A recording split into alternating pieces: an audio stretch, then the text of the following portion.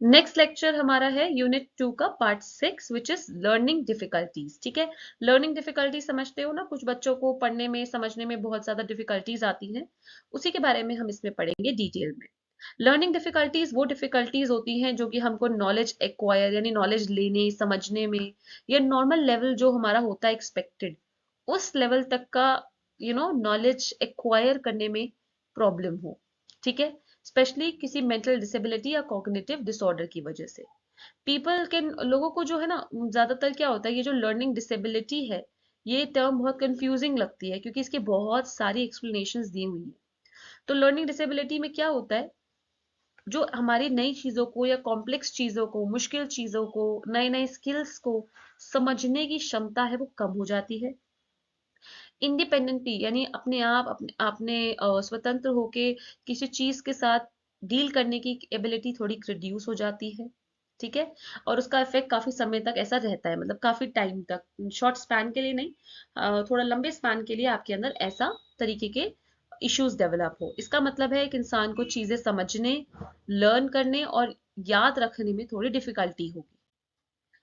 Define कैसे करेंगे, it is a neurological, यानी एक न्यूरोलॉजिकल कंडीशन है जो एक इंसान के जो क्षमताएं हैं इंफॉर्मेशन को स्टोर, प्रोसेस या प्रोड्यूस करने की, उसको अफेक्ट करेगा।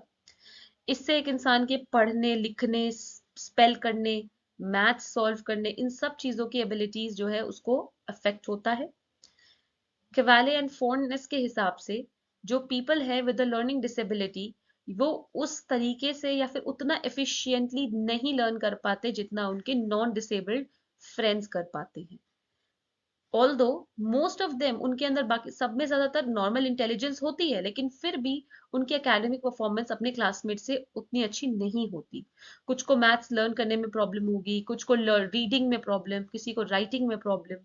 ठीक है, तो जो लर्निंग डिसेबिलिटीज हैं वो बहुत सारे डिसऑर्डर्स हैं, जिससे उनका किसी चीज को पहचानना, ऑर्गेनाइज करना, याद रखना, इन सब चीजों में इश्यूज डेवलप हो सकते हैं। और लर्निंग डिसेबिलिटीज लाइफ लॉन्ग रहती हैं, कुछ समय के लिए होने वाली चीज नहीं है, जिंदगी भर ये रहती हैं। हाँ, ये जरूर है कि किस तरीके से ये इंसान की लाइफ में एक्सप्रेस होंगी वो वैरी करता है ना। किसी में बहुत जल्दी ही आने लग जाती है, किसी में थोड़ा टाइम लेके, किसी में थोड़ी कम इंटेंसिटी की होती है, किसी में ज्यादा इंटेंसिटी के होते हैं। तो लर्निंग डिसेबिलिटी हमारे जेनेटिक या न्यूरोबायोलॉजिकल फैक्टर्स की वजह से हो सकते हैं, या किसी इंजरी की वजह से हो सकते हैं जिसने दिमाग की फंक्शनिंग को इफेक्ट कर दिया है। कुछ स्पेसिफिक लर्निंग डिसेबिलिटीज हैं जैसे ऑडिटरी प्रोसेसिंग। ऑडिटरी नाम से समझ में आ रहा है, ये वो कंडीशन है जिसमें जो साउंड है वो कैसे ट्रैवल होने वाला है और कैसे वो ट्रैवल होके ब्रेन उसको कैसे इंटरप्रेट करेगा, वो वाला कंडीशन को इफेक्ट होता है इसमें। देन डिसकैलकुलिया, डिसकैलकुलिया में क्या होता है, इस एबिलिटी की, डिसेबिलिटी की वजह से इंसान का जो मैथ्स या नंबर्स को समझने या पढ़ने की क्षमता है वो इफेक्ट होती है। डिसग्राफिया, इस लर्निंग डिसेबिलिटी की वजह से इंसान की हैंडराइटिंग एबिलिटी और जो फाइन मोटर स्किल्स है वो इम्पैक्ट होती है। Dyslexia which is a very commonly heard word these days, बहुत ही कॉमनली हम इस शब्द को सुन रहे हैं। इससे बच्चे की रीडिंग या लैंग्वेज से रिलेटेड जो स्किल्स है वो इम्पैक्ट होते हैं। एलपीडी यानी लैंग्वेज प्रोसेसिंग डिसऑर्डर, इसमें जो है बच्चे के अंदर लैंग्वेज प्रोसेस करने से रिलेटेड इश्यूज आते हैं। नॉन वर्बल लर्निंग डिसेबिलिटीज, इसके अंदर क्या होता है, जो हायर वर्बल स्किल्स हैं और जो हमारे वीकर मोटर स्किल्स हैं उनके बीच में अंतर नहीं कर पाते, यानी उनको जैसे नॉन वर्बल चीजें हैं, जैसे कि आपका जो बोल के नहीं बोल बता रहे हम, जैसे अपने फेशियल एक्सप्रेशंस, यूजुअली क्या होता है ना, आपके सामने कोई फेशियल एक्सप्रेशन बना रहा है, कोई आपको पसंद नहीं कर रहा, आप समझ लेते हो, लेकिन इस जिसके अंदर ये डिसेबिलिटी होगी वो फेशियल एक्सप्रेशन, बॉडी लैंग्वेज, इन चीजों को नहीं समझ पाएंगे। विजुअल परसेप्चुअल और विजुअल मोटर डेफिसिट, इसमें इंसान जो है वो किसी चीज को देखकर जो इंफॉर्मेशन आती है ना उसे नहीं समझ पाता, उसको नहीं परख पाता। डिस्प्रैक्सिया, इसके अंदर अपना मसल कंट्रोल इंसान खो देता है। एडीएचडी, इसके अंदर इंसान को किसी चीज पे फोकस होना या अटेंशन देने में या अपने बिहेवियर को कंट्रोल करने में इश्यूज आते हैं।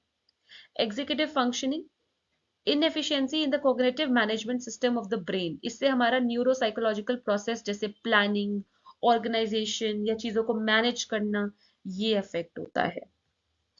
अब जो मेन कैरेक्टरिस्टिक्स हैं हमारे लर्निंग डिसेबल्ड चिल्ड्रन, जो बच्चों के अंदर ये लर्निंग डिसेबिलिटीज हैं, उन बच्चों के अंदर मेन कैरेक्टरिस्टिक्स हमको क्या देखने मिलते हैं? सबसे पहली बात, रीडिंग प्रॉब्लम्स आएंगी। ठीक है, उन बच्चों के अंदर डिफिकल्टी इन रीडिंग। 90% जो बच्चे हैं उनको काफी, इसीलिए हम स्पेशल एजुकेशन डालते हैं क्योंकि उनको रीडिंग प्रॉब्लम आती है।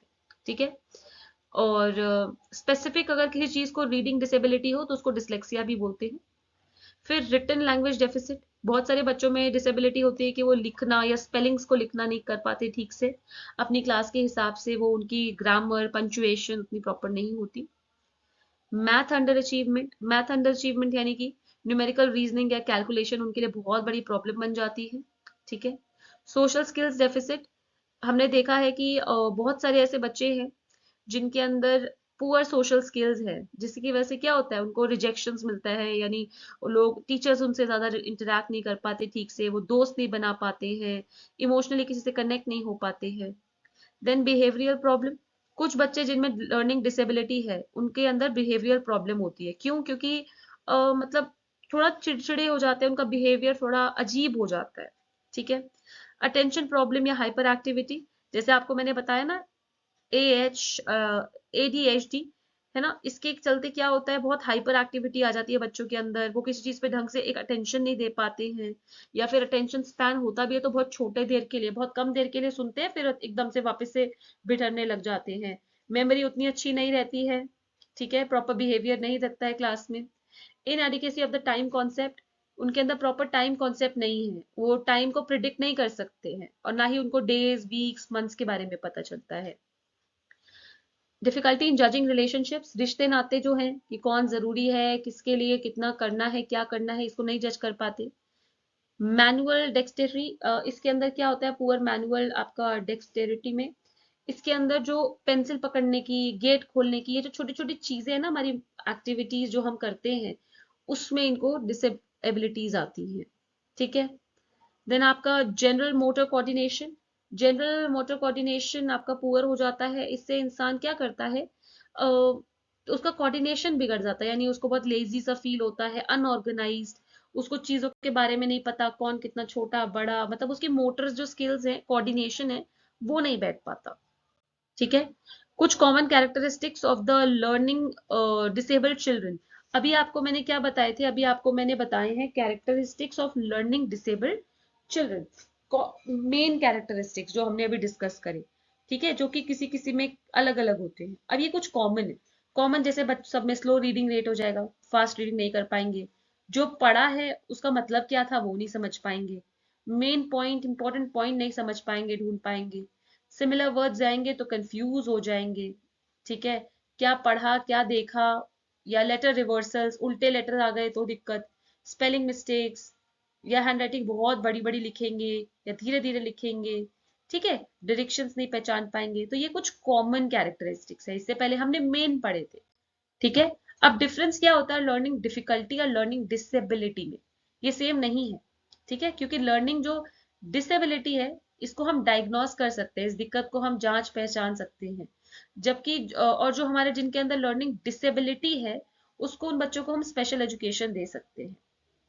ठीक है, वेर एज जो लर्निंग डिफिकल्टीज है वो थोड़ा कंफ्यूजिंग हो सकता है क्योंकि उसके सिम्टम्स भी सिमिलर है, बट उतने सीवियर नहीं होते। देखो, लर्निंग डिफिकल्टी यानी लर्न करने में कुछ दिक्कतें आ रही है, लर्निंग डिसेबिलिटी यानी डिसेबल ही है, मतलब कुछ मुश्किल नहीं है, बिल्कुल डिसेबल है। ठीक है, कुछ बच्चों के अंदर मैथ्स रीडिंग और मैथमेटिक्स के लिए प्रॉब्लम होती है। ठीक है, जिन बच्चों में लर्निंग डिफिकल्टीज है उनको बस टेक्निक्स, पैशनेट टीचर और केयरिंग स्टाफ चाहिए, ताकि वो अपने ब्रेन को ट्रेन कर सके और लर्निंग जो डिफिकल्टीज है उनसे हम बाहर आ सके। ठीक है, कॉजेस क्या होते हैं लर्निंग डिसेबिलिटी के, सबसे डिफिकल्टीज के, सॉरी, सबसे पहली बात तो इतना प्रॉपर नोन नहीं है, लेकिन बहुत सारे रीजन जो हमने प्रोबेबली निकाले हैं वो क्या है, ब्रेन डैमेज और डिसफंक्शन, यानी ब्रेन का डैमेज या डिसफंक्शन कर देना।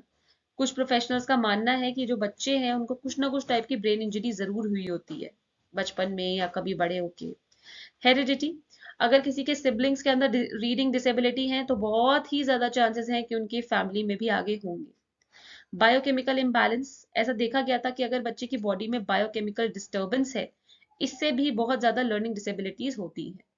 फिर आपके एनवायरमेंटल फैक्टर्स, जैसे कोई किसी बहुत ही पुअर फैमिली में जहाँ मैल नरिशमेंट चल रही है, जहाँ पे पढ़ने समझने का माहौल नहीं है, बच्चे को उसकी एबिलिटीज उसकी क्षमताओं को पूरा करने का मौका ही नहीं मिलता है, ठीक है, बहुत ही अनहाइजीनिक या फिर बहुत अजीब सी कंडीशंस हैं, वहां भी बच्चे कमजोरी के कारण कहीं कई बार उनके अंदर ऐसी प्रॉब्लम्स आ जाती हैं।